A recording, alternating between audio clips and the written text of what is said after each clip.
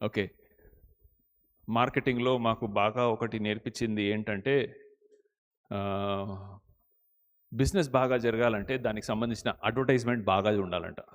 Business బాగా జరగాలంటే, ఏదైనా వస్తువు అమ్ముడు పోవాలంటే, దానికి సంబంధించిన అడ్వర్టైజ్‌మెంట్ బాగా ఉండాలి.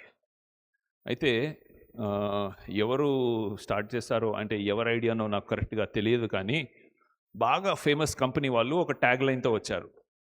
టూత్ పేస్ట్‌కి సంబంధించిన బాగా ఫేమస్ కోల్గేట్ కంపెనీ వాళ్ళు ఒక ట్యాగ్ లైన్‌తో వచ్చారు. ఏంటి ఆ ట్యాగ్ లైన్‌లో తెలుసా? మీ టూత్ పేస్ట్‌లో అబ్బో! మీ టూత్ పేస్ట్‌లో లెఫ్ట్ సైడ్ పైన కనిపిస్తుందా? సమంత అక్క. ఆ అక్కతోని యాడ్ చేపించి మీ టూత్ పేస్ట్‌లో ఉప్పు ఉందా అని ఆమె మైక్ పట్టుకొని ఉరికొస్తదన్నమాట ఎక్కడికి పడితే అక్కడికి.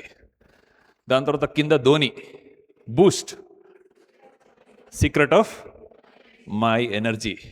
ఇక రైట్ సైడ్కి విశ్వసుందరి, ఐశ్వర్య రాయ్, లారియల్ అనే కంపెనీకి ఈ ట్యాగ్ లైన్ ఎవరైనా చెప్తారా? Your worth it. నువ్వు అర్హుడవు, నువ్వు అర్హురాలువు. ఏంటిది? మా మేకప్ వేసుకోవడానికి నువ్వు అర్హురాలవు. Your worth it. ఓకే, ఇలా చెప్పుకుంటూ పోతే చాలా ఉన్నాయి యాడ్స్. ప్రతి యాడ్లో 3 విషయాలు కంపల్సరీ. ప్రతి యాడ్లో మనం టీవీ చూసే ప్రతి అడ్వర్టైజ్మెంట్లో 3 విషయాలు కంపల్సరీ. ఏంటా 3 విషయాలంటే, ఒకటి అసలు మ్యాటర్ ఏంటి? మ్యాటర్ ఏంటి? మీ టూత్పేస్ట్లో ఉప్పు ఉందా? అది మ్యాటర్. రెండో విషయం ఏంటిదంటే, ఈ టూత్పేస్ట్ని ఎవరెవరు వాడుతున్నారు? సచిన్ వాడాడు బూస్ట్ని, అందుకనే అంత పెద్ద క్రికెట్ అయ్యాడు.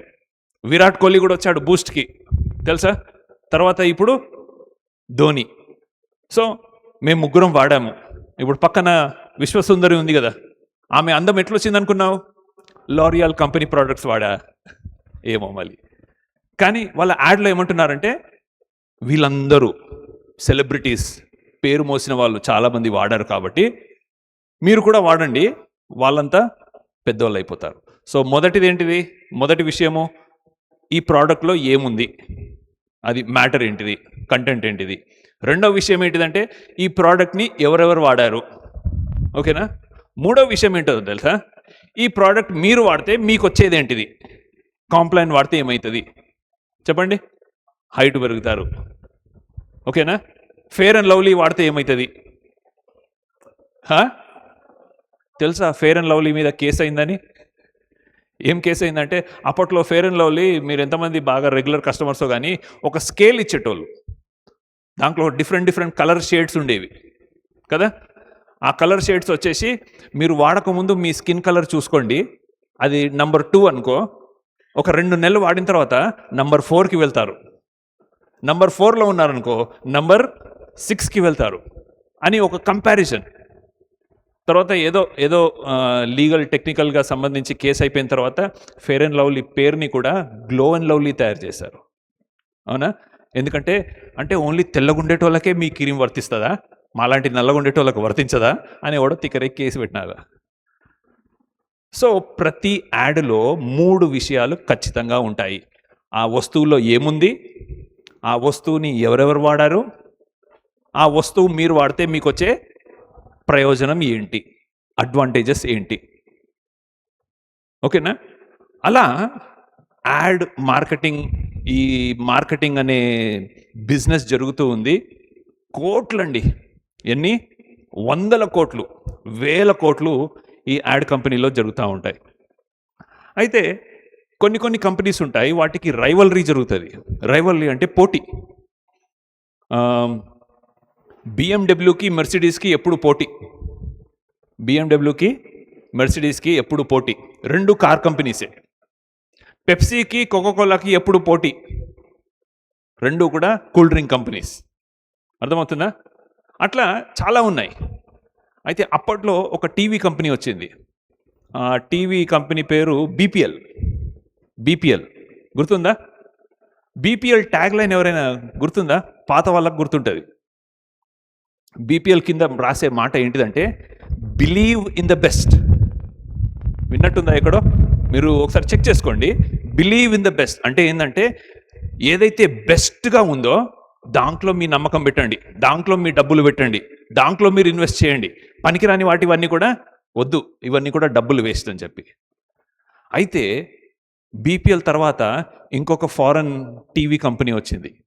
వాడు దీనికి మించి ఒకటి ఆలోచించాడు.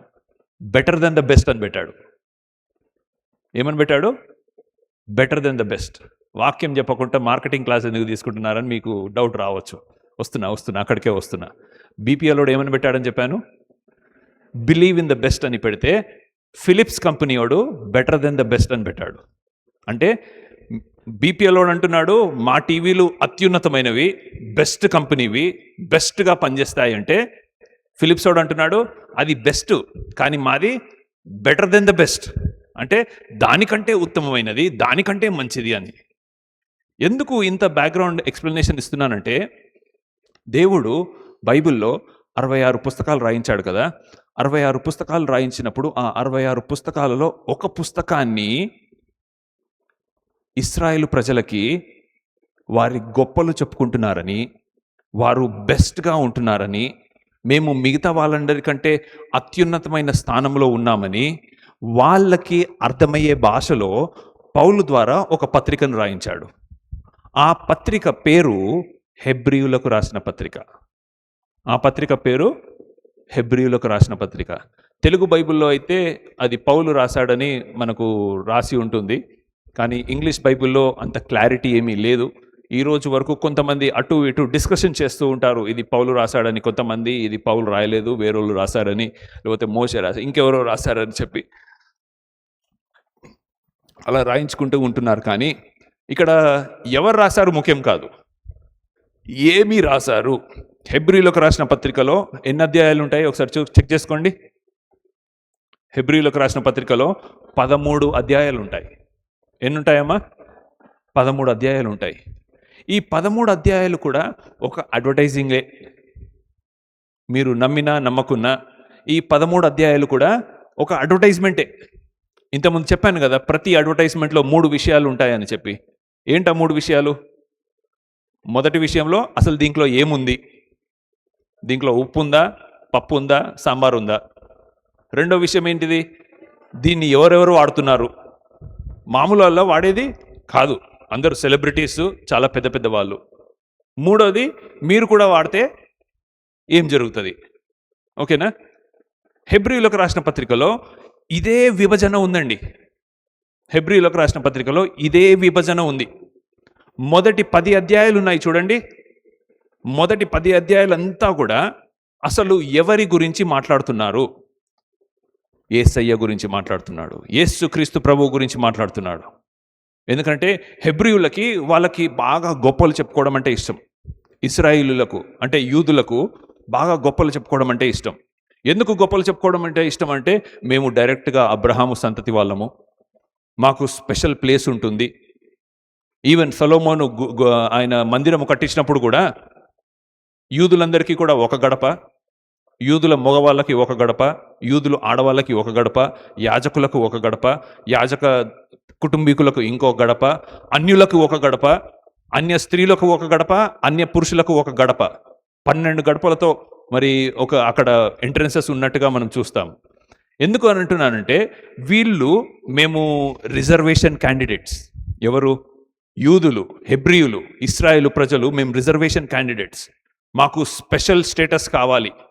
స్పెషల్ స్టేటస్ కోసం చాలామంది పోట్లాడుతూ ఉన్నారు. మాకు రిజర్వ్డ్ సీట్స్ కావాలి, మేము లేటుగా వస్తాము కానీ మా కోసం చైర్లు రెడీగా ఉండాలి.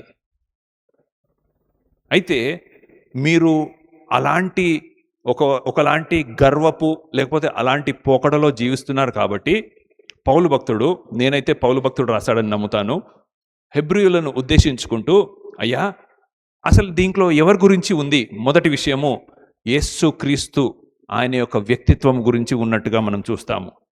ఇంకా దాన్ని విడమరిస్తే మొదటి 4 వచనాలేమో ఆయన ఎవరు, ఆయన ఎక్కడి నుంచి వచ్చాడు దాని గురించి రాయబడి ఉంటుంది. మిగతా 5 నుండి 10 వచనాలు చూస్తే ఆయన పరిచర్య ఎలా చేశాడు దాని గురించి మాట్లాడబడి ఉంటుంది. సో మొదటి విషయము, మీ టూత్పేస్ట్లో ఏముంది అనే విషయం కవర్ అయింది హెబ్రీయులకు రాసిన పత్రికలో. రెండో విషయము, యాడ్కి రెండవ విషయం ఏమని చెప్పాను? దాన్ని ఎవరెవరు వాడారు. ఇదిగో 11వ అధ్యాయం తీయండి, హెబ్రీయులకు రాసిన పత్రిక 11వ అధ్యాయము. ఎంతమంది విశ్వాసము చూపించారో విశ్వాస వీరుల పట్టిక అంటారు, అవునా కదా? దాంట్లో ఎంతమంది ఉన్నారో తెలుసా అండి? 35 మంది పేర్లు కనిపిస్తాయి. ఎంతమంది పేర్లు కనిపిస్తాయి? 35 మంది పేర్లు కనిపిస్తాయి. స్టార్టింగ్ ఫ్రమ్ ఏబేలు, ఆదాము అవ్వల మొదటి సంతానము, రెండో సంతానము, అంటే మొదటిగా దేవుడు మనుషుని తయారు చేసిన ఆదాము అవ్వ యొక్క గర్భఫలాన వచ్చిన మొదటి 2 కుమారులలో ఒకడైన ఏబేలు నుంచి స్టార్ట్ చేసుకొని యేసుక్రీస్తు వరకు వస్తాడు. 35 మంది గురించి బాగా డిస్కషన్ చేస్తూ 12వ అధ్యాయం 1వ వచనం ఎవరైనా గట్టిగా చదవండి. ఇంత గొప్ప సాక్షి సమూహము ఉన్నందున, మేఘము వలె మనల్ని ఆవరించినందున. అంటే ఇక్కడ ఏం తెలుసా, మీకు ముందు ఒకసారి చెప్పాను, గుర్తుందో లేదో, మనకి బైబిల్ ముందు వ్యాసంలాగా రాయబడి ఉండే. ఒక 200 సంవత్సరాల క్రితమో లేకపోతే ఒక 500 సంవత్సరాల క్రితమే దాన్ని అధ్యాయాలుగాను దాని వచనాలుగాను విభజించారు. సో 11వ అధ్యాయము, 11వ అధ్యాయము, 12వ అధ్యాయము కలిపి ఉండే. సో అందుకనే 12వ అధ్యాయం మొదటి వచనంలో ఏమని స్టార్ట్ అవుతుందంటే, ఇదిగో 11వ అధ్యాయంలో 35 మంది గురించి మాట్లాడాను కదా, ఆ 35 మంది మనకు సాక్షులు, ఈ టూత్పేస్ట్ని వాడిన మహానుభావులు. అర్థమవుతుందా? ఇంతకుముందు నేను చెప్పాను కదా, రెండవ విషయం మనకు యాడ్లో ఏంటిదంటే, ఏ గొప్ప గొప్ప మనుషులు ఈ ప్రోడక్ట్ని వాడారు. ఇదిగో విశ్వాసము అనే ప్రోడక్ట్ని ఇంతమంది చూపించారు. అందుకే వీళ్ళందరూ కూడా విశ్వాస వీరులు. కానీ వీళ్ళందరూ కాదు మనకి రోల్ మోడల్. ఇంతమంది ఉన్నా కూడా వీళ్ళను పక్కన పెట్టి మేఘము వలె ఆవరించినందున ఏమందయ్యా దాని తర్వాత, ప్రతి భారమును పక్కన పెట్టి ఎవరి వైపు చూచుచు? యేసు వైపు చూచుచు అని ఉంటుంది అక్కడ. అబ్రహాం వైపు చూచుచు అని రాయలే, నోవాహు వైపు చూచుచు అని రాయలే, సంసోను వైపు చూచుచు అని రాయలే, ఇంకా అక్కడ ఉంటున్న 35 మంది ఎవ్వరి పేర్లు రాయలే. వీళ్ళు 35 మంది చూపించారు, కాదంటలేను. ఇప్పుడు మళ్ళీ చెప్తున్నాను, బూస్ట్ కంపెనీ వాడు ఎవరిని చూపించి అమ్ముతున్నాడు? ధోనిని చూపించి అమ్ముతున్నాడు, లేకపోతే సచిన్ టెండూల్కర్ని చూపించి అమ్ముతున్నాడు. బూస్ట్ కంపెనీ ఓనర్ ఫోటో పెట్టండి, ఎవడు కొన్నాడు బూస్ట్ని? కోల్గేట్ కంపెనీని ఎవరు బొమ్మ చూపించి అమ్ముతున్నారు? అందమైన హీరోయిన్ల బొమ్మలు చూపించి అమ్ముతున్నాడు. వాళ్ళు నవ్విని చూసి అమ్ముతున్నారు. లారియల్ కంపెనీ, మేకప్ కంపెనీ వాడు ఎవరిని చూపించి అమ్ముతున్నాడు? వాళ్ళని వీళ్ళని చూపించి అమ్ముతున్నాడు. కానీ ఆ కంపెనీ ఓనర్ని ఎవడు చూపించాడు? వాళ్ళ ఓనర్లను చూస్తే మనం తిండి దిగదు, అలా ఉంటాయి వాళ్ళ ఫేస్లు. కానీ ఇక్కడ బైబిల్ ఏమనుందంటే, ఈ 11వ అధ్యాయంలో 35 మందిని చూపించాను కదా, వాళ్ళు గ్రేటే, కాదంటలేను. వీళ్ళందరూ మా ప్రోడక్ట్ని వాడిన వాళ్ళే, కాదంటలేను. కానీ వీళ్ళు కాదయ్యా మనకు రోల్ మోడల్, మనకు మార్గదర్శకం. యేసుక్రీస్తు. ఆయన వైపు చూస్తూ మన ముందు ఉంచబడిన అదేనే ఉంటుందయ్యా, మన ముందు ఉంచబడిన పరుగు పందెములో ఓపికతో పరిగెత్తాలి. ఏం చెప్పాడయ్యా. సో మొదటి విషయము మ్యాటర్ ఏంటిది? హెబ్రీయులకు రాసిన పత్రికలో మ్యాటర్ యేసుక్రీస్తు, ఆయననే ఇంపార్టెంట్. రెండో విషయము 11వ వచనంలో ఎంతమంది వాడారు. మూడవ భాగం ఏంటిదంటే 12, 13 అధ్యాయాలలో మనకు ప్రయోజనాలు కనిపిస్తాయి. చెప్పాను కదా, మీరు ఈ ప్రోడక్ట్ వాడితే ఏమవుతుంది? మీ పనులు గట్టిగా అవుతాయి. మీరు ఈ బూస్ట్ తాగితే ఏమవుతుంది? మీరు బలంగా అవుతారు. మీరు కాంప్లాన్ ఈ లారియల్ కంపెనీ మేకప్ ప్రోడక్ట్స్ వాడితే ఏమవుతుంది? మీరు తెల్లగా అవుతారు. అలానే ఈ విశ్వాసాన్ని చూపిస్తే ఏమవుతుంది? ఇదిగో మీరు దేవుని వలె అవుతారు అని 12వ అధ్యాయము 13వ అధ్యాయము అక్కడ మనకు ప్రయోజనాలు లేకపోతే లాభాలు కనబడతాయి. ఇది హెబ్రీయులకు రాసిన పత్రిక అవుట్లైన్ అయిపోయింది. 13 అధ్యాయాలు 3 ముక్కల్లో నేర్చుకోవచ్చు. మొదటి ముక్క మ్యాటర్ ఏంటిది, రెండో ముక్క ఎవరెవరు దాంట్లో సెలబ్రిటీస్, మూడో ముక్క మనకు ప్రయోజనం ఏంటిది. అంతే. మ్యాటర్ ఏంటిది అంటే విశ్వాసము. యేసుక్రీస్తునందు విశ్వాసము చూపించినట్లయితే, ఎందుకంటే ఈ హెబ్రీయులకి వీళ్ళకి ఏంటి బాగా గొప్ప అంటే, యేసుక్రీస్తు ప్రభు పుట్టినప్పుడు యోసేపుకు మరియమ్మకు ఫస్ట్ వచ్చి ఎవరు చెప్పారో తెలుసా? దూతలు. మాకు గాబ్రియేలు దూత ఉన్నాడు, మికాయేలు దూత ఉన్నాడు. పాత నిబంధన గ్రంథంలో ఈ సంహారపు దూతకు పేరే మికాయేలు దూత. He is the one who fights for you. ఆయన యుద్ధాలు చేసే, సంహరించే దూత. ఒక్క క్షణములో రాత్రికి రాత్రే ఐగుప్తు దేశంలో ఉన్న వాళ్ళందరినీ, మొదటి సంతానాన్ని చంపేసిన దూత. తర్వాత యుద్ధము కావాలన్నప్పుడు కూడా 1,20,000 మందిని కూడా రాత్రికి రాత్రే చంపేసిన దూత. సో ఇశ్రాయేల్ వాళ్ళకి ఏమని గర్వము లేకపోతే ఏమని బడాయి ఉందంటే, మాకు దూతలు వచ్చి డైరెక్ట్గా చెప్పేవాళ్ళు. అయితే ఇక్కడ పౌలు భక్తుడు హెబ్రీయులకు రాసిన పత్రికలు ఏమంటాడో తెలుసా? దేవుడు, పరలోకంలో ఉంటున్న దేవుడు ఏ దూతని కూడా, లేకపోతే ఏ దూతనైతే మీరు చూసి గర్వపడుతున్నారో ఏ దూతని కూడా ఆయన నా కుమారుడు అని చెప్పలేదు. ఓకేనా? కానీ యేసుక్రీస్తు ప్రభు ఆయన నా కుమారుడు. సో మీరు దేన్ని బట్టి అయితే విర్రవీగుతున్నారో ఈ దూతలను బట్టి, దానికంటే శ్రేష్ఠుడు యేసుక్రీస్తు ప్రభు అని ఎక్స్ప్లెనేషన్ ఇస్తాడు. దాని తర్వాత వాళ్ళు అప్పటికి వినరు. ఇశ్రాయేలు వాళ్ళకి లేకపోతే యూదులకు సంబంధించి బైబిల్లో ఒక మాట ఉంది, వాళ్ళు మెడ వంచని మొండిమొకాలు అని. అంటే అంత ఈజీగా వాళ్ళు కాంప్రమైజ్ అయ్యేటోళ్ళు కాదు, అంత ఈజీగా మాట వినేటోళ్ళు కాదు, మొండివారు అని ఉంది బైబిల్లో. అయితే వారికి ఎక్స్ప్లెనేషన్ ఇస్తున్నాడు. మీరు నమ్మేదానికంటే మీ పితరులు, మీ ధర్మశాస్త్రము, మీ యాజకులు, మీ దేవదూతలు, ఇవన్నిటికంటే యేసుక్రీస్తు ఎందుకు బెటరో ఎక్స్ప్లెనేషన్ ఇస్తున్నాడు ఇక్కడ.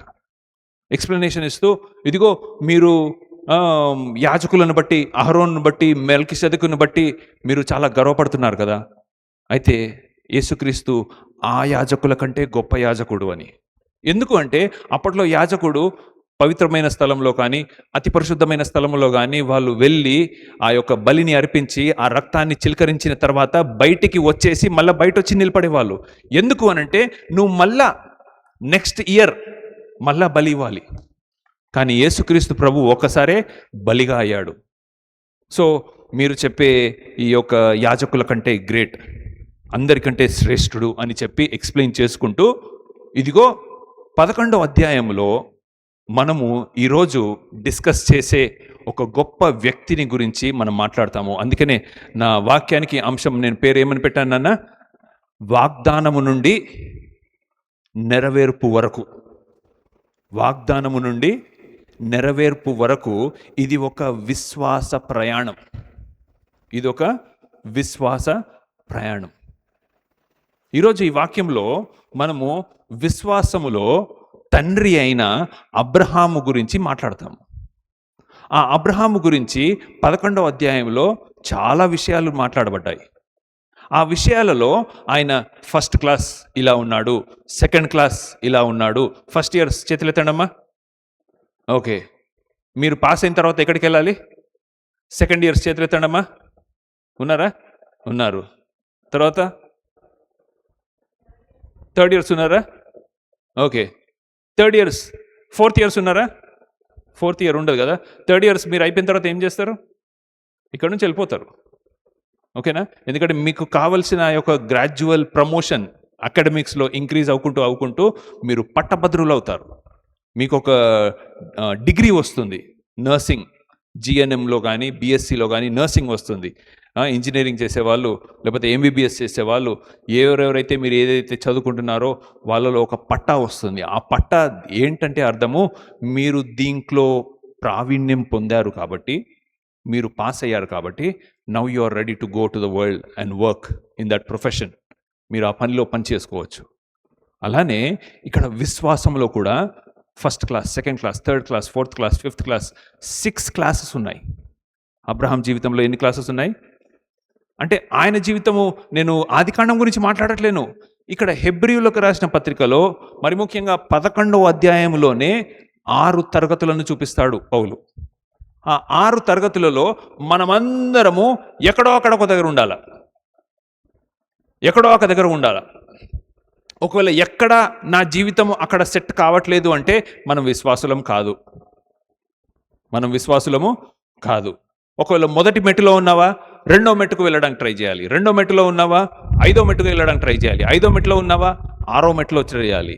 ఆరో మెట్టు మనకు ది అంతిమం. ఓకేనా? సో హెబ్రీయులకు రాసిన పత్రిక 11వ అధ్యాయం ఓపెన్ చేసి పెట్టుకోండి. ఒక్కొక్క వచనం చదువుకొని తొందరగా కానిచ్చేసి మనం ముందుకు వెళ్ళిపోదాము. మొట్టమొదటిగా హెబ్రీయులకు రాసిన పత్రిక 11వ అధ్యాయం 1వ వచనంలో మనకందరికీ కూడా తెలిసిన మాట, విశ్వాసం అంటే ఏంటి? విశ్వాసం అంటే ఏంటి? ప్రసాద్ గారు ఒకసారి లేచి నిలబడండి. ప్రసాద్ గారి జేబులో 5,000 రూపాయలు ఉన్నాయి. ఇప్పుడు ఉన్నాయా? ఉన్నాయనండి. ఉన్నాయి. ఎంతమంది నమ్ముతారు?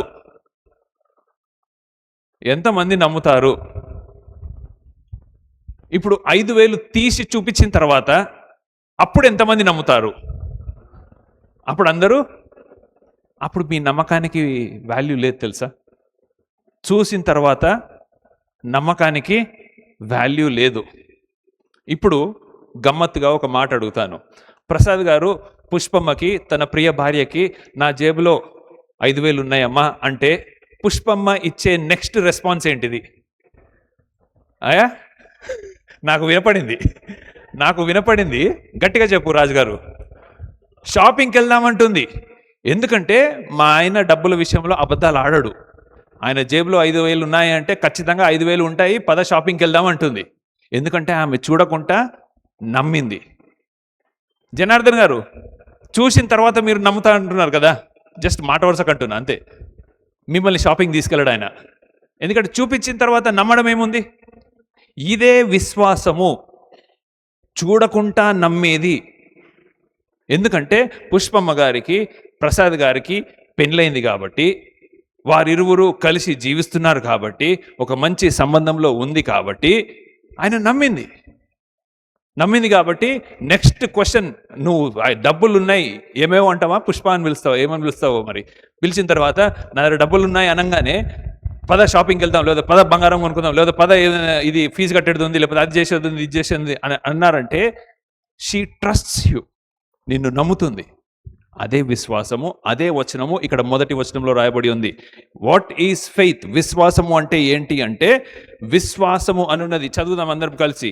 విశ్వాసము అనున్నది నిరీక్షింపబడు వాటి యొక్క నిజ స్వరూపము, ఏదైతే అదృశ్యమైనవి ఉన్నవి అనుటకు రుజువై ఉన్నది. అంటే ఏదైతే అదృశ్యమైనది మన కంటికి కనపడదో అది ఉంది.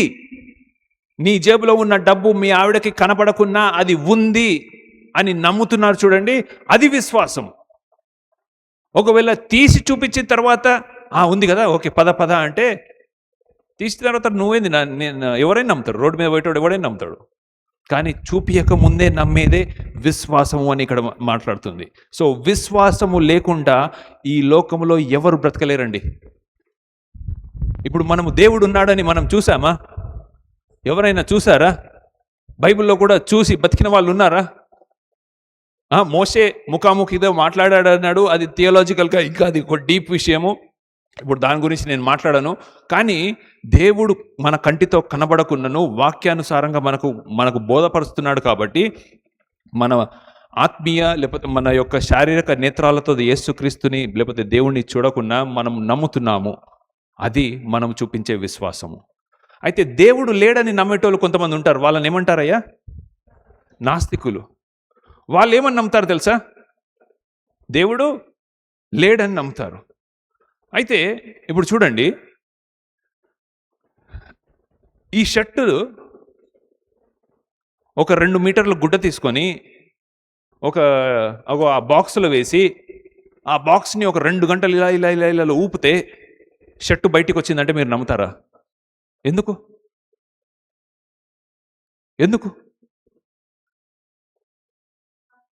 లేకపోతే ఈ బిల్డింగ్ ఎవరు కట్టలేదు, ఒక 4-5 లారీల ఇసుకను, 4-5 లారీల ఇటుకలను, తర్వాత సిమెంట్ని అన్నిటినీ ఇక్కడ పెట్టేసి మేము ఒక 10 రోజులు బయట ఉండి ప్రార్థన చేశాము, 10 రోజుల తర్వాత వచ్చి చూస్తే ఇది బిల్డింగ్ అయిపోయింది అనంటే మీరు నమ్ముతారా? ఎందుకు నమ్మరు? షర్టుని తయారు చేసే కుట్టేవాడు కావాలి. బిల్డింగ్ని తయారు చేసే కుట్టేవాడు, బిల్డర్ కావాలి, మేస్త్రి కావాలి. చైర్ని తయారు చేసే ఆ యంత్రమే కానీ ఆ యంత్రాన్ని కంట్రోల్ చేసే మనిషి కావాలి. అలా ఇక్కడ చూస్తున్న మన ప్రతి ఒక్కటి కూడా ఎవరో ఒకడు తయారు చేసిన వాడు ఉంటాడు. కానీ నాస్తికులు ఏమంటారు?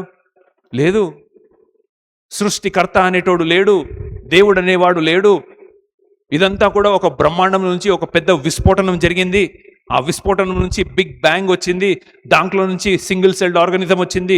దాని నుండి మల్టీ సెల్డ్ ఆర్గానిజం వచ్చింది. దీన్నే పరమాణు శాస్త్రం అంటారు, ఎవల్యూషన్ థియరీ. వాళ్ళు నమ్మేది అదే. Everything happened without a creator. అందుకని ఇక్కడ 3వ వచనంలో రాయబడుతుంది. చూడండి, 3వ వచనం ఏమనుందంటే, ప్రపంచములు దేవుని వాక్యము వలన నిర్మాణమైనవి. ప్రపంచాలు దేవుని వాక్యము వలన నిర్మాణమైనవి. అందును బట్టి దృశ్యమైనది ఏదైనా, మన కంటికి కనబడేది ఏదైనా, ఆ కనబడే పదార్థములను నిర్మింపబడలేదనియు విశ్వాసము చేతనే గ్రహించుకునుము. సో మొదటి వచనంలో అసలు విశ్వాసం, మొదటి 2 వచనాలలో విశ్వాసం అంటే ఏంటిది అని నిర్వచనం ఇచ్చి, ఈ విశ్వాసము కొనసాగించడానికి మనకు ప్రధాన కర్త ఏంటంటే మనకు దేవుడు ఉన్నాడు. ఆ దేవుడు ప్రపంచాన్ని క్రియేట్ చేసిన క్రియేటర్, సృష్టికర్త. సో మనము విశ్వాసులముగా ఏం నమ్ముతామంటే ఈ సృష్టిని నా దేవుడు తయారు చేశాడని. దీనికి తక్కువ ఇప్పుడు విశ్వాసాన్ని మనం కొలవగలగామనుకోండి, కిలోల్లాగానో లీటర్ల లాగానో కొలవగలిగామనుకోండి. దేవుడు తయారు చేశాడనే విశ్వాసంకి ఎంత విశ్వాసం కావాలి? అసలు శూన్యము నుండి ఒక పెద్ద విస్ఫోటనమయ్యి, విస్ఫోటనంలో నుండి చిన్న చిన్న కణాలుగా వచ్చి, కణాలుగా నుంచి క్రిమిగా మారి, క్రిమి నుంచి కప్పలాగా మారి, కప్ప నుంచి బర్రెలాగా మారి, బర్రె నుంచి కోతిలాగా మారి, కోతిలో నుంచి మనిషిలాగా మారి, ఇదే కదా ఎవల్యూషన్. కోతిలో నుండి మనిషి వచ్చాడని నేర్పిస్తుంది ఎవల్యూషన్. ఇప్పుడు చెప్పండి, ఇంత జరిగిందని చెప్పడానికి దీనికి ఎక్కువ విశ్వాసం పడుతుందా? దేవుడు తయారు చేశాడనే విషయానికి దీనికి ఎక్కువ విశ్వాసం పడుతుందా? దీనికే ఎక్కువ విశ్వాసం కావాలి. అంటే నాస్తికుడికే దేవుడు లేడనే విషయాన్ని నమ్మడానికి వాడు చాలా విశ్వాసం చూపించాల్సి వస్తుంది. మనం చాలా బెటర్. బస్సుకి ఎంతమంది వచ్చారయ్యా? బండ్లలో ఎంతమంది వచ్చారు? స్కూటీల మీద, 2 వీలర్ మీద వచ్చారు. ప్రతి బండి మీరే నడిపించడం లేదు. సువార్త టీచర్, బస్ డ్రైవర్ మీ చుట్టమా? కాదు. కానీ విశ్వాసం ఉంది. ఏమని? ఆడు నన్ను సేఫ్గా యాక్సిడెంట్ లేకుండా తీసుకెళ్తాడని. మీ నాన్న మీద, మీ అన్న మీద విశ్వాసం ఉంది. మా నాన్న సరిగా బండి నడిపిస్తాడు, ఇంటి వరకు నన్ను క్షేమంగా తీసుకెళ్తాడని. సో ప్రతి ఒక్కరికి ఏదో ఒక చోటన విశ్వాసము కావాలి. ఆ విశ్వాసమే మనల్ని ముందుకు నడిపిస్తుందని ఇక్కడ జ్ఞాపకం చేయబడుతుంది. తర్వాత 4వ వచనంకి వద్దాము. ముగ్గురు గురించి మాట్లాడతాడు. మొదట ఏబేలు. 4వ వచనంలో, విశ్వాసమును బట్టి ఏబేలు కయీను కంటే శ్రేష్టమైన బలి దేవునికి అర్పించెను. దేవుడు అతని అర్పణలను గురించి సాక్ష్యం ఇచ్చినప్పుడు అతడు ఆ విశ్వాసమును బట్టి నీతిమంతుడని సాక్ష్యము పొందును. నేను ఎక్కువగా ఈ విషయం గురించి మాట్లాడాను, మన చర్చలో మాట్లాడము. కానీ సందర్భం వచ్చింది కాబట్టి కొద్దిగా ఆలస్యమైన ఓపిక పట్టండి. మనము లేటుగా స్టార్ట్ చేశాము, కానీ మంచి వర్తమానం దేవుడు మన ముందు ఉంచుతున్నాడు. ఈ విషయాన్ని గురించి నేను ఎక్కువ మాట్లాడాను. ఏ విషయం గురించి అంటే ఇచ్చే విషయం గురించి. నీవు దేవునికి అర్పించే కానుకలను బట్టి కూడా నీ విశ్వాసం ఎంతుందో నీకు తెలుస్తుంది. అర్థమవుతుందా? నువ్వు దేవునికి అర్పించే కానుకలను బట్టి, నీవు దేవునికి ఇచ్చే దశంభాగములను బట్టి, నీవు దేవునికి ఇచ్చే కృతజ్ఞత కానుకలను బట్టి నీ విశ్వాసం యొక్క లెవెల్ ఏంటిదో నాకు అవసరం లేదు, దేవునికి కూడా అవసరం లేదు, నీకే తెలుస్తుంది. నేను చెప్పాను కదా ఒకప్పుడు ఏంటంటే, ఎగ్జామ్స్ ఎందుకు?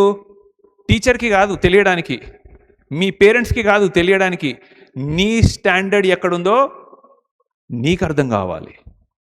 నీ స్టాండర్డ్ ఎక్కడుందో నీకు అర్థం కావాలి కాబట్టి ఎగ్జామ్స్ పెడతారనమాట. అలానే ఇదిగో మనము ఒక పాట పాడుచుండగా కానుకలు సమర్పించుకుందాం అన్నప్పుడు చేస్తే పరువు పోతుంది, కానీ ఆ డబ్బాని లేపి చిక్కు వచ్చి ఇట్లా అన్నాడు అనుకోండి, సౌండ్ వస్తుంది ఇంకా గల్ గల్ గల్ అని. అంటే దాని అర్థం ఏంటిది? There are coins, there is చిల్లర ఇన్ దట్ బాక్స్. నేను చిల్లర వేసిన వాళ్ళని మీరు ఫీల్ అయినా పర్వాలేదు, కానీ నీవు దేవునికి ఇచ్చే విషయంలో నీ విశ్వాసం ఎంతో నీకే తెలిసిపోతుంది. ఏబేలు కయీనుకు ఏబేలుకు ఇద్దరికి కూడా ఒకటే తండ్రి, ఒకటే తల్లి, ఇద్దరికి ఒకటే పాఠము. ఏమని పాఠం అంటే, దేవుడు మనకి ఇచ్చాడురా కాబట్టి మనం కూడా దేవునికి ఇవ్వాలి అని బలి అర్పించడం వాళ్ళ తల్లిదండ్రులే కదా నేర్పించింది. తల్లిదండ్రులు నేర్పించిన తర్వాత దేవునికి ప్రశస్తమైనది ఇవ్వాలని ఏబేలు నేర్చుకుంటే, పనికిరాంది లేకపోతే మిగిలిపోయింది లేకపోతే బెస్ట్ ఇవ్వకూడదు మిగిలిపోయింది ఇవ్వాలని కయీన్ నేర్చుకున్నాడు. అందుకనే ఆ విశ్వాసమును బట్టి ఏబేలు కయీను కంటే శ్రేష్టమైన బలిని దేవునికి అర్పించెను. దేవుడు అతని అర్పణములను గూర్చి సాక్ష్యం ఇచ్చినప్పుడు ఆ విశ్వాసమును బట్టి నీతిమంతుడని. అలాగే గుర్తుందా, ఒకసారి ఏలియా సారెపెతు అనే ఒక గ్రామానికి వెళ్తాడు. ఆ సారెపెతు విధవరాలు, ఆమె యూదురాలు కాదు, దేవుని గురించి విన్నామే కాదు, ఏలియా అంటే ఎవరో కూడా తెలియదు.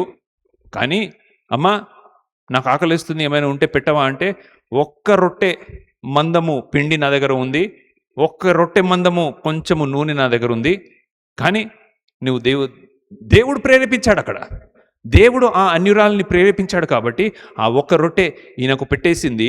తర్వాత ఆమె గిన్నెలో పిండి అయిపోలేదు, ఆమె బుడ్డిలో నూనె అయిపోలేదు.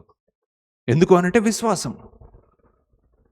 So your faith will give you the measure of what you give. నీ విశ్వాసము నీకు జ్ఞాపకం చేస్తుంది, నీ అర్పణ నీకు జ్ఞాపకం చేస్తుంది నువ్వు ఎంత విశ్వాసంలో ఉన్నావో. అది ఏబేలు. తర్వాత హానోకుకి ఒక కొడుకు పుడతాడు, ఆయన పేరు మెతుషెల అంటే మీనింగ్ నీ కొడుకు చస్తే ప్రపంచమంతా కూడా చచ్చిపోతుందని చెప్పి. సో కొడుకు ఎక్కడ సిక్ అవుతాడో అని చెప్పి దాదాపు 65 ఏండ్లు అసలు దేవునితో భలే నడుస్తాడండి. 65 ఇయర్స్ ఆ టైంలో కొడుకు పుడతాడు. 65 ఇయర్స్ టైంలో కొడుకు పుడతాడు. హానోకు దాదాపు 300 పై చిలుకు.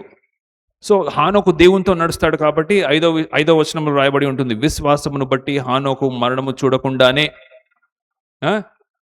ఎవరమ్మా మరణం చూడకుండానే ఎత్తుకొని పోయబడ్డాడుగా చూసినాం. ఆ ఫోటో పెట్టాము ఒకసారి, ఆ ఫోటోలో ఉంటుంది. దేవుడు అలా పిలుచుకున్నాడు. ఆయన చనిపోలేదు హానోకు, డైరెక్ట్గా దేవుడు అతన్ని పిలుచుకున్నాడు.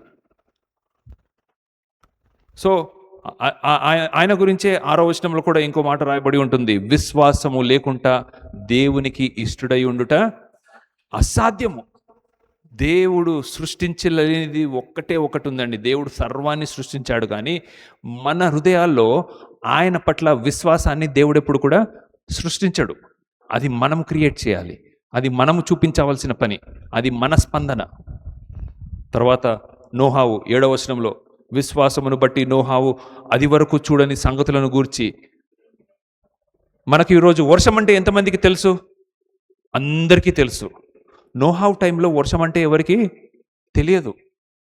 నోహావు ఓడ కట్టేంత వరకు భూమి మీద వర్షం అనేది పడలేదు. కానీ ఒకసారి ఆయన తన పని చేసుకుంటుంటే ఒక స్వరం వచ్చి అతనికి వినపడి, నోహావు పెద్ద ప్రళయం వస్తుందయ్యా, ఒక పెద్ద బోట్ కట్టాలి. ఆ బోటు నువ్వు ఒకనివే లేకపోతే నీ కుటుంబం ఒకళ్ళే కడతారు కాబట్టి 120 సంవత్సరాలు పడుతుంది. ఆ 120 సంవత్సరాల టైంలో నిన్ను ఎంతోమంది హేళన చేసి ఉండొచ్చా? ఖచ్చితంగా చేస్తారు.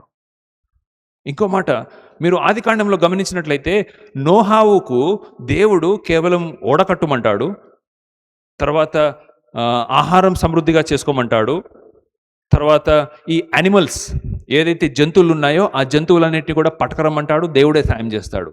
కానీ ఇతరులకు వెళ్ళి చెప్పుమని చెప్పి నోహావుకి దేవుడు చెప్పడు. ఏమని చెప్పాలి? అయ్యా ఒక పెద్ద ప్రళయం వస్తుందంట, మనమంతా చచ్చిపోతామంట. ఎంత చచ్చిపోతామంట? నువ్వు చూడగలిగే ఎత్తైన పర్వతము కూడా మునిగిపోతుంది. సో ప్రపంచమంతా కూడా నీళ్ళతో నిండిపోతుంది. అప్పుడు మనం ఎక్కడ ఈత కొట్టడానికి కూడా మనం బతకము. కాబట్టి నన్ను నమ్మి ఈ ఓడలోకి రండి అంటే అందరూ కూడా హేళన చేశారు. కానీ 2వ పేతురులో ఏమని ఉంటుందో తెలుసా? నోహావు నీతిమంతుడు కనుక దేవుడు చెప్పకున్నా ఇతరులకు ఈయన వెళ్ళి చెప్తాడు, అయ్యా రండయ్యా, ఈ రక్షణ ఓడలోకి రండయ్యా, రండయ్యా రండయ్యా అంటే ఎవరు మాట వినలే. ఎందుకు అంటే విశ్వాసాన్ని బట్టి. చూడండి, ఏబేలు గురించి ఎన్ని వచనాలు ఉన్నాయి అక్కడ? ఏబేలు గురించి ఎన్ని వచనాలు ఉన్నాయి? 1 వచనము, 4వ వచనము. హానోకు గురించి ఎన్ని వచనాలు ఉన్నాయి అక్కడ? 1, లేకపోతే గట్టిగా చూస్తే 2 వచనాలు, 5, 6 వచనాలు. నోవాహు గురించి ఎన్ని వచనాలు ఉన్నాయి అక్కడ? 1 వచనము, అది 7వ వచనము. కానీ మీరు గమనించండి, నెక్స్ట్ ఒక తాత వస్తున్నాడు, ఆయన పేరు అబ్రహాం. అబ్రహాం గురించి ఎన్ని వచనాలు ఉన్నాయి చూడండి అక్కడ. దాదాపు 18-19 వచనాల వరకు. నాకైతే మినిమం 12 వచనాల వరకు కనిపిస్తుంది అబ్రహాం యొక్క విషయం. ఈ 12 వచనాలలో అంటే 8, 9, 10, 11, 12 ఎన్ని వచనాలు వచ్చినాయి? 5 వచనాలు ఈ యొక్క ప్రత్యేకమైన ప్రాముఖ్యమైన అధ్యాయంలో అబ్రహాం గురించి మాట్లాడబడింది. ఎందుకు అబ్రహాం గురించి మాట్లాడబడింది అంటే ఆయన విశ్వాసులకు ఆయన విశ్వాసులకు తండ్రి. విశ్వాసము చూపించే వాళ్ళందరూ ఒక ఎత్తు అయితే అబ్రహాము దానికి తాత, అబ్రహాము దానికి ప్రిన్సిపల్. నువ్వు విశ్వాసులకు తండ్రి అని చెప్పబడతావు. ఎందుకు విశ్వాసులకు తండ్రి అని చెప్పబడ్డాడంటే ఇదిగో త్వరగా మీకు ఈ విషయాలు చెప్పి నేను ముగించేస్తాను. 8వ వచనము మొదటి భాగం మాత్రమే. అబ్రహాము పిలువబడినప్పుడు, అక్కడనే చాలు. పిలువబడినప్పుడు అంటే బీరా రాజు గారు ఒకసారి ఇక్కడ రండి.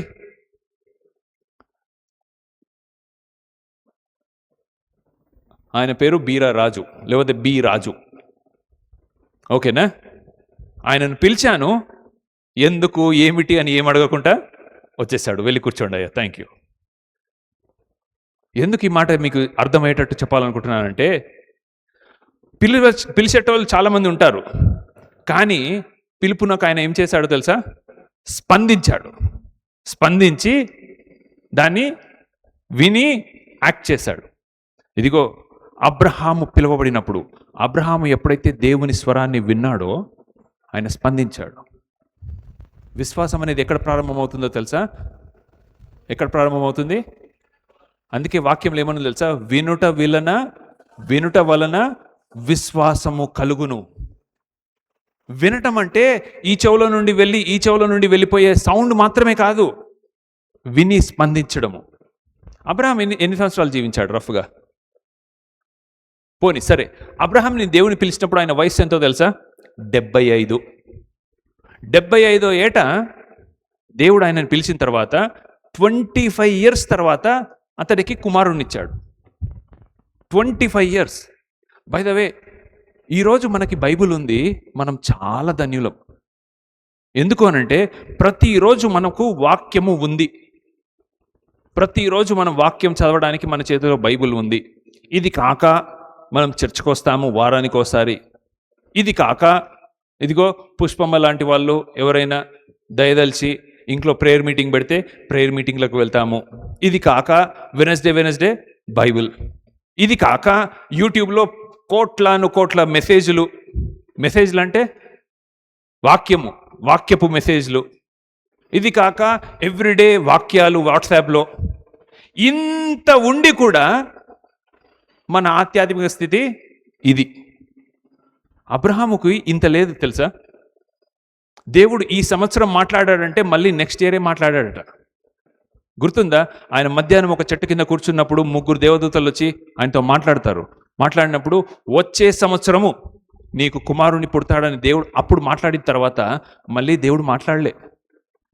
సో రేపు మనం పరలోకం వెళ్ళిన తర్వాత మీరు కావాలంటే ఒకసారి అబ్రహాంని అడగండి, అబ్రహాం గారు దేవుడు మొత్తం మీ జీవితంలో ఎన్నిసార్లు మాట్లాడాడంటే గట్టిగా చెప్పాలంటే ఒక 20, 30, 40 మహా అంటే 50 సార్లు మాట్లాడాడు. అంటే సంవత్సరానికి ఒకసారి చర్చకు వస్తున్నట్లు లెక్క. మనము ఎన్ని ఉండంగానే ఇన్ని బైబిల్ స్టడీలు, ఇన్ని చర్చ్ సర్వీసులు, ఇన్ని వాక్యాలు, బైబిలు, యూట్యూబ్లో ప్రసంగాలు ఇవన్నీ ఉన్నాక కూడా మన ఆధ్యాత్మిక స్థితి ఇలా ఉంటే సంవత్సరానికి ఒకసారి చర్చ పెడితే మన పరిస్థితి ఎలా ఉంటుందో ఆలోచించండి. సంవత్సరానికి 2 సంవత్సరాలకి ఒక్కసారి మీరు చర్చకు వచ్చి ఒక్క మాట మాట్లాడి ఒక 5 నిమిషాలు ఉండి వెళ్ళిపోతే ఇక మనం ఎట్లా గాలికి ఎగిరిపోయిన ఇస్తరాకులాగా ఉంటామో ఆలోచించుకోండి. కానీ అబ్రహాము దేవుడు మాట్లాడిన మాటని పట్టుకొని నిలబడ్డాడు, విన్నాడు. అలా దేవుడు అతన్ని వినటం ద్వారా తన విశ్వాసాన్ని ప్రారంభించాడు. రెండవది అదే 8వ వచనంలో రెండవ భాగం. ఆయన విన్న తర్వాత ఏమన్నాడు? విశ్వాసమును బట్టి ఆ పిలుపుకు లోబడి. సో మొదటిది వినటం. విశ్వాసానికి మొదటి మెట్టు ఏంటండి? వినటము. మొదటి మెట్టు వినటం.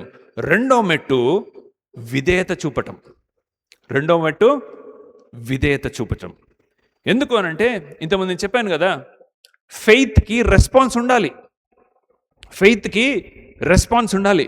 అమ్మా దానికి సరిగానమ్మా, ఓకేనా? అది ఊడిపోయిందని నేను చెప్పట్లేను. నా మాట విని ఆమె సరిగా దాన్ని చేస్తుందో లేదో అని నేను టెస్ట్ చేశాను, చేసింది. ఓకేనా?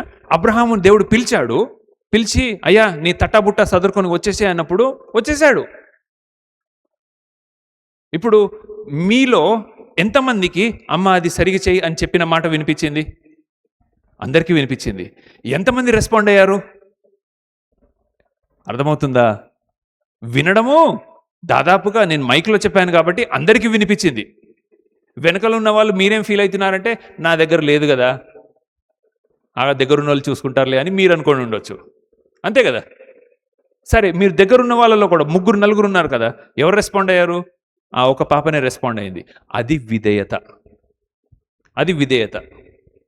సో మొదటి మెట్టు వినడము, రెండవ మెట్టు విధేయత. దేవుడు అబ్రహాముని పిలవంగానే ఎక్కడికి పోతున్నాము, ఎంత వస్తుంది, ఏంటిది అని ఏం అడగలేదండి. ఈరోజు నాతో రా అనంటే ఫస్ట్ వచ్చే క్వశ్చన్, నా కన్న కూతురికి కూడా వచ్చే క్వశ్చన్ ఏంటిది? నాతో రా అంటే ఎక్కడికి? ఇంకా ఇంకా ఇంకా చెప్పాలంటే నాకేమిస్తావు? మా ఎవలిని మధ్యలో బాగా నేర్చుకుంది, ఇట్లా అంటుంది. ఏమనంటే ఏంది అనంటే నాకేంటి, అంత కమర్షియల్ అవ్వద్దని నేర్పిస్తున్నాయి. సరే, సరదాగా చెప్పాను అనుకోండి. కానీ వినడం ద్వారా మొదటి మెట్టు అయితే విధేయత చూపించడం రెండో మెట్టు. మూడో మెట్టు 9వ వచనము. 9వ వచనం చదువుదాము. విశ్వాసమును బట్టి అతనిలో వాగ్దానమునకు సమానురాలైన ఇస్సాకును యాకోబు అనువారు గుడారాలలో నివసించుచు అన్య దేశంలో ఉన్నట్టుగా వాగ్దత్త దేశంలో పరవాసులయ్యిరి. ఇక్కడ ఏమనుంది తెలుసా? మూడవ మెట్టు దైవికమైన విలువ.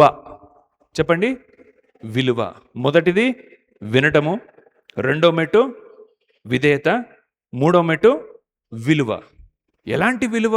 దైవికమైన విలువ. పెళ్ళైన కొత్తలో నీకు వచ్చిన ఉద్యోగం ఏంటమ్మా? పెళ్ళైన కొత్తలోనా, పెళ్లి కాకముందేనా? నీ గవర్నమెంట్ ఉద్యోగం మీద వచ్చిందన్నావు కదా. ఆన్సర్ ఏ ఉద్యోగం వచ్చిందని అడుగుతున్నాను నేను. GNM nurse. ఓకే, మొన్న క్రిస్టినా బర్త్డే అయినప్పుడు క్రిస్టినా అన్నదా ఎవరన్నారో, ఒకవేళ మా అమ్మ ఆ జిఎన్ఎం నర్స్ని అలానే కొనసాగించి ఉంటుంటే ఇప్పుడు మా పరిస్థితి ఏమయ్యేది? తర్వాత నాకు ఒకసారి నాన్న కూడా చెప్పినట్టు గుర్తుంది. ఏంటంటే డాడీ ఫస్ట్ టైం యూఎస్కి వెళ్ళినప్పుడు ఎవరో అడిగారట, ఈ చర్చ్కి పాస్టర్ లాగా ఉండిపోతారా? మీకు నెల జీతం ఇస్తారు. అవునా?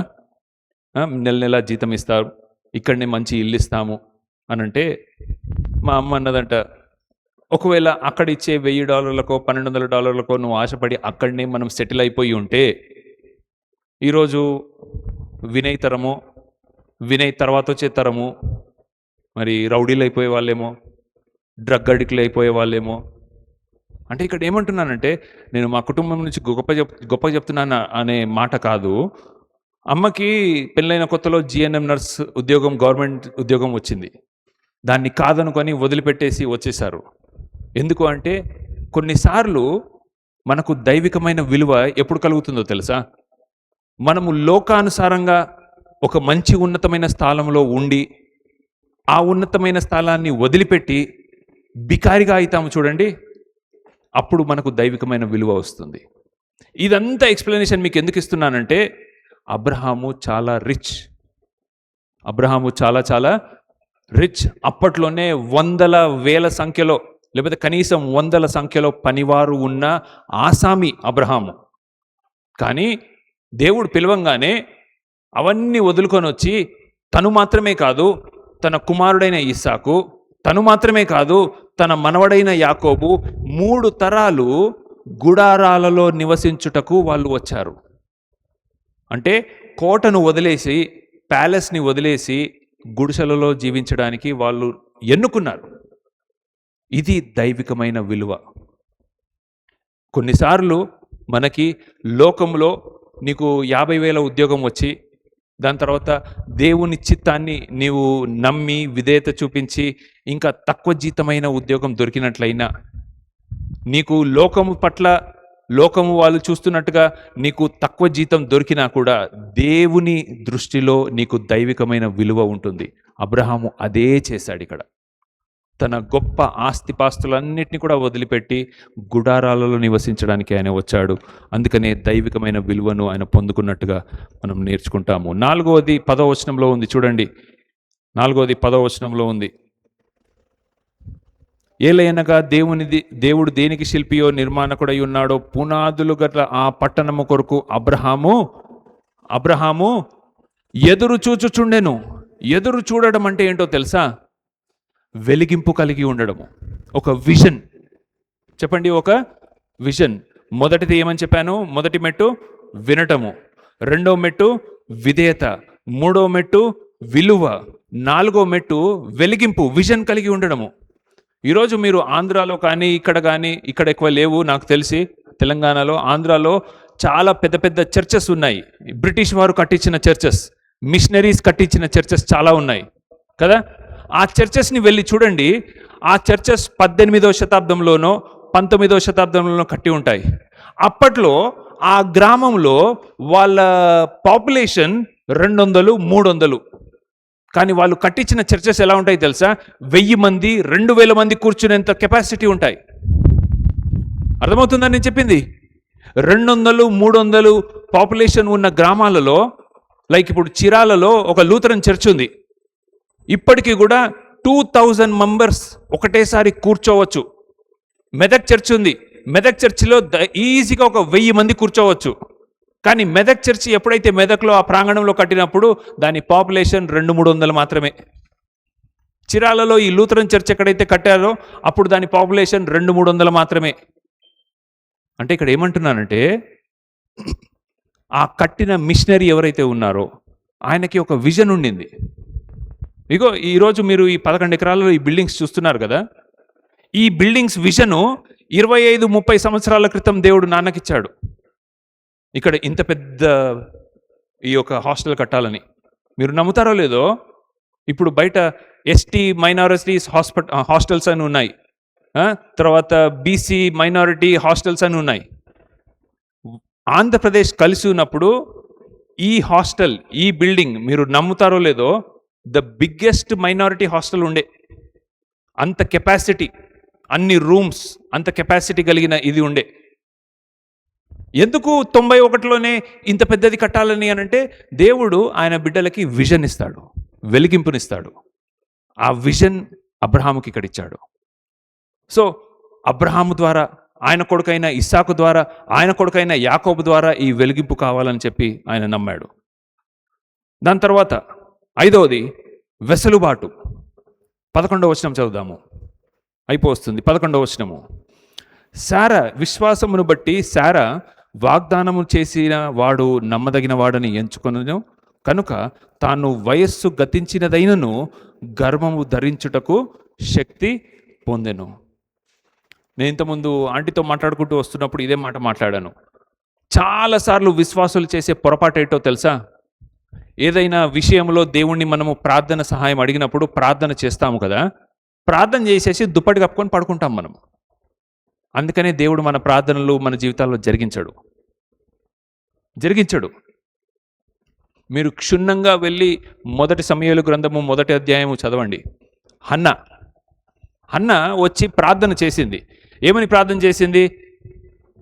నాకు కుమారుడు కావాలి, నాకు పిల్లలు లేరు, కాబట్టి పిల్లలు తెచ్చి అంటే ఏలి ఫస్ట్ తాగొచ్చింది అనుకుంటాడు, లేదు లేదు నేను తాగలేదు అంటే, సరే అమ్మా నువ్వు వెళ్ళి అన్నాం. వెళ్ళిన తర్వాత ఏమవుతుందో తెలుసా, ఆమె వెళ్ళి తన తన భర్తతో కాపురం చేసినట్టుగా అక్కడ మనం చూస్తాము. అంటే ఇక్కడ ఏంటంటే దేవుని కార్యము దేవుడు చేస్తాడు, మనుషుల కార్యము మన వెసులుబాటు మనము కూడా చేయాలి. ఇంకా మనకు క్లియర్గా అర్థం కావాలంటే గాల్లో దీపం పెట్టి దేవుడా దేవుడా అంటే సరిపోదు, జరగదు. నీ శక్తినికి మించి నీవు చేయవలసింది నువ్వు చేసి మిగతాది దేవుని దృష్టిలో పెట్టాలి. కేవలం దేవుడా నువ్వు ఒక్కనివే కార్యం జరిగించాలి, నేను మాత్రం దుప్పటి కట్టుకో పడుకుంటా అంటే కాదు. దాన్నే వెసులుబాటు అంటాము, అంటే సిద్ధపాటు అంటాము. అది 5వ మెట్టు. అందుకనే ఇక్కడ శారాయి గర్భము ధరించుటకు శక్తి పొందుకొనెను. She got herself ready. ఈ రోజుల్లో చాలామంది యవనస్తురాళ్ళు వాళ్ళు చేసే తప్పేంటో తెలుసా? పెళ్ళైన వాళ్ళకి ఉండే మెయిన్ ప్రాబ్లం ఏంటిది? పిల్లలు పుట్టట్లేరు అంటారు. కానీ పిల్లలు పుట్టడానికి నీ శరీరాన్ని నువ్వు కంట్రోల్లో పెట్టుకోవాలి. కొన్నిసార్లు పురుషులే కానీ స్త్రీలే కానీ వాళ్ళు చాలా ఒబీస్గా ఉండడము, వాళ్ళ ఆరోగ్యము కరెక్ట్గా లేకపోవడము. నువ్వు నీ శరీరాన్ని నువ్వు మంచిగా హెల్తీగా పెట్టుకుంటే దేవుడు తన కార్యాన్ని చేస్తాడు, కానీ నీవు కూడా నీ కార్యాన్ని జరిగించాలి. నువ్వు చేయవలసింది కూడా నువ్వు చేయాలి. అది ఇక్కడ శారా చేసినట్టుగా మనం చూస్తాము. సో దాన్ని మనము వెసులుబాటు అంటాము. 5 అయిపోయాయి. మొదటిది వినటము, 2వది విధేయత, 3వది విలువ, 4వది వెలిగింపు విజన్, 5వది వెసులుబాటు అంటే ఫ్లెక్సిబుల్గా ఉండడము, మనం చేయడానికి మనం సిద్ధపట్టుకు ఉండడము, 6వది విజయం. 12వ వచనం చదువుకుందాము. హెబ్రీయులకు రాసిన పత్రిక 11వ అధ్యాయము 12వ వచనము. అందుచేత మృతతుల్యుడైన ఆ ఒక్కని నుండి, ఆ పదాలు వింటున్నారా? మృతతుల్యుడైన అంటే ఏంటి చెప్పండి? డెత్కి దగ్గరగా ఉన్నాడు ఆయన. అంత ముసలోడైపోయాడు, పండు ముసలోడు. ఇంకో మాటలో చెప్పాలంటే మన భాషలో బెడ్ రిడన్.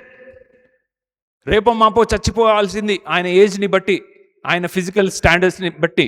కానీ పెట్టమ్మా, అది మృతతుల్యుడైన ఆ ఒక్కని నుండి సంఖ్యకు ఆకాశ నక్షత్రాలు ఎన్నున్నాయో అంతగా, సముద్ర తీరం వంటి ఇసుక రేణువులు ఎంతున్నాయో అంతగా సంతానము కలిగెను.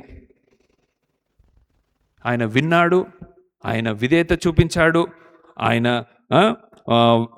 విలువను గుర్తించాడు, తర్వాత వెసులుబాటులో ఉన్నాడు, ఆయనకు వెలిగింపు కలిగింది. అందుకనే దేవుడు అతనికి విజయము దక్కినట్టుగా, ఇస్సాకు పుట్టినట్టుగా మనం చూస్తాము. ఆ ఇస్సాకు ద్వారా ఒక గొప్ప దేశము, ఇశ్రాయేలు దేశము వచ్చినట్టుగా మనం చూస్తాము. ఇది విశ్వాసపు ప్రయాణములో 6 మెట్లు. మనం కొన్నిసార్లు మొదటి మెట్లోనే ఆగిపోయి ఉండవచ్చు, కొన్నిసార్లు మధ్యలో ఎక్కడో ఉండి ఉండవచ్చు. కానీ ప్రతి ఒక్కరికి విశ్వాసంలో విజయము కావాలంటే ఈ 6 మెట్లు ఖచ్చితంగా మనం పాటించాలని నేను అంటున్నాను. దయచేసి లేచి నిలబడండి, ప్రార్థన చేసుకుందాము. లేచి నిలబడండి.